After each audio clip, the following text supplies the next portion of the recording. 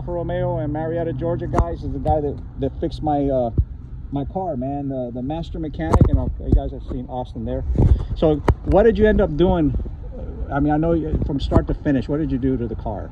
So the car arrived with no intake connected, as you know. The engine cover was off. From there, I had to drop the whole subframe. So I removed the whole front end off the car. Yeah, we saw that, all that, yeah. Radiator, everything came out of the front. So recovered all the refrigerant out of it, you know, just emptied all the fluids, everything from the front. Yeah.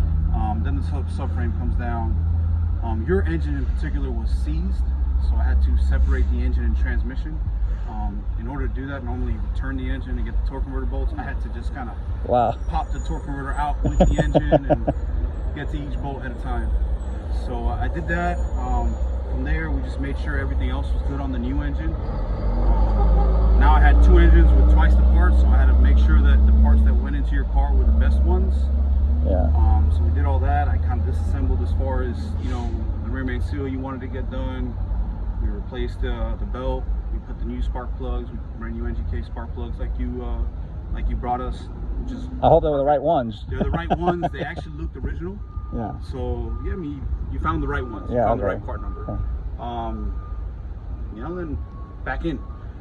So we put it all, build everything, engine, transmission outside the car, then we lift it up and put it back into the car. Yeah. Now you do this all the time. I mean, I saw the engines in there. Yeah. I mean, it's like you know, I'm sure you pretty much already know like the back of your hand, but I'm sure. What did you run into this one that was like particularly a pain other than the torque converter? The biggest issue on your car wasn't necessarily a pain. It's something we look out for.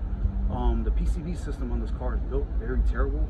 From what I've seen, they tend to suck in oil into the turbo, and then you get a big plume of smoke when you start it up.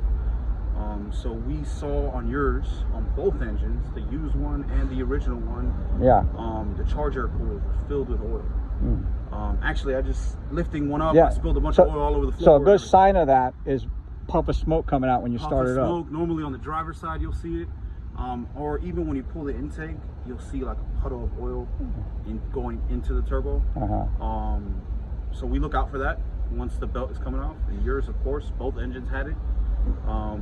Actually, I think Austin called you. Yeah, it was awesome. Yeah, so I mean, that was the biggest thing. Yeah. And that's more of a, hey, look out for this when you're doing this type of work. And I'll be honest with you, I didn't expect such a young guy to know so much about these cars, man. I've been on these cars. But I'll tell you why I'm impressed mostly, because you guys didn't.